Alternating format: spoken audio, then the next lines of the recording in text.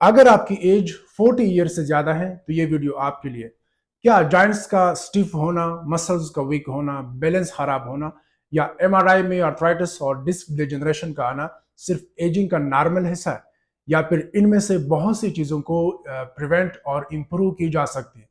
آج ہم ریسرچ اور فیکٹ کی بات کریں گے، اور شاید اس ویڈیو کے بعد ایجنگ کو دیکھنے کا آپ کا نظریہ ہی بدل جائے۔ سب سے پہلے ایک کامن مسکنسیپشن، بہت سے لوگ سمجھتے ہیں کہ اگر ایم آر آئی میں آرتھرائٹس، ڈسک ڈیجنریشن یا ڈسک بلجز لکھا آ گیا ہے تو پین ہمیشہ رہے گا، لیکن ریسرچ ایسا نہیں کہتی۔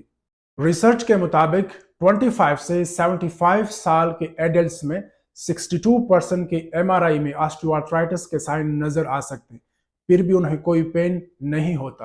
انٹرسٹنگ بات یہ ہے کہ ان میں سے 41% لوگوں میں گریڈ 4 یعنی ایڈوانس آسٹیو آرتھرائٹس کے سائن بھی موجود تھے، پھر بھی وہ پین فری تھے۔ سپائن کے ساتھ بھی کچھ ایسا ہی ہے، ڈسک ڈیجنریشن، ڈسک بلجز اور دوسری ڈیجنریٹو چینجز بہت سے ایسے لوگوں میں بھی ملتے ہیں جنہیں بالکل بھی بیک پین نہیں ہوتا۔ اس کا مطلب ہرگز یہ نہیں کہ آرتھرائٹس یا ڈسک ڈیجنریشن ایگزسٹ نہیں کرتا، بلکہ اس کا مطلب یہ ہے کہ صرف ایم آر آئی رپورٹ دیکھ کر پین کی وجہ ڈیسائیڈ نہیں کی جا سکتی۔ موومنٹ، مسل strength, physical activity, life style اور اوورال فنکشن بھی اتنے ہی امپارٹنٹ ہوتے ہیں۔ اب بات کرتے ہیں ایجنگ کی۔ جیسے جیسے عمر بڑھتی ہے، جوائنٹس کی موبلٹی آہستہ آہستہ کم ہونے لگتی ہے۔ ہر 10 سال میں جوائنٹ موبلٹی تقریباً 6 سے 10% تک کم ہو سکتی ہے۔ اگر آپ کو ہپس ٹائٹ لگتے ہیں، اینکل سٹیف ہیں یا اٹھتے بیٹھتے باڈی ہیوی فیل ہوتی ہے، ضروری نہیں ہے کہ صرف ایج ریسپانسیبل ہو۔ کئی دفعہ اصل پرابلم کم موومنٹ اور ویک مسلز ہوتے ہیں۔ ریسرچ کے مطابق 30 سال کے بعد مسل ماس بھی ہر ڈیکیڈ میں تقریباً 3 سے 8% تک گریجولی کم ہوتی رہتی ہے۔ جب مسلز ویک ہوتے ہیں تو جوائنٹ کو سپورٹ کم ملتا ہے، لوڈ زیادہ پڑتا ہے، ڈیلی ایکٹیویٹی مشکل لگنے لگتی ہے، اور فالز یا گرنے کا رسک بھی بڑھ جاتا ہے۔ اور صرف اسٹرینتھ ہی کم نہیں ہوتی، مسل پاور اسے بھی زیادہ تیزی سے ڈکلائن ہوتی ہے۔ 40 ایئرز کے بعد مسل پاور میں تقریباً 17% کی کمی دیکھی جا سکتی ہے۔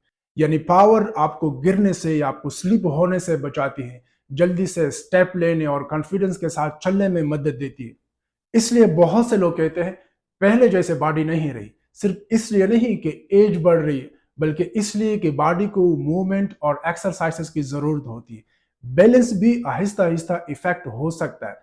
40 ایئر سے زیادہ کے ہر 4 میں سے 1 وومن بیلنس پرابلم ایکسپیرینس کر سکتی ہے، لیکن اچھی بات یہ ہے کہ بیلنس ایک سکل ہے، اور کسی سکل کی طرح بیلنس کو بھی ٹرین کیا جا سکتا ہے، بیلنس کو بھی سیکھا جا سکتا ہے۔ Strength training, balance and coordination exercises, mobility work اور ریگولر فزیکل ایکٹیویٹی ان میں سے بہت سی چینجز کو امپروو کر سکتی ہیں۔ اگر آپ کی ایج 40 سے زیادہ ہے، چاہے آپ کو پین ہو یا نہ ہو، ہر 3 سے 6 منتھ میں اپنی موومنٹ، اسٹرینتھ، بیلنس اور موبلٹی کا اسسمنٹ کسی بھی کوالیفائڈ اور کمپیٹنٹ فزیوتھراپسٹ سے ضرور کروائے۔ ارلی اسسمنٹ سے پرابلم کو ارلی سٹیجز پر آئیڈینٹیفائی کیا جا سکتا ہے، تاکہ فیوچر میں پین، انجریز اور ڈسیبلٹی کے رسک کو کافی حد تک کم کیا جا سکے۔ یاد رکھیں، ہیلدی ایجنگ کا مطلب صرف زیادہ سال جینا نہیں ہے، بلکہ ہر سال بہتر موومنٹ، زیادہ انڈیپینڈنس اور بہتر کوالٹی آف لائف کے ساتھ جینا ہے۔ Thank you.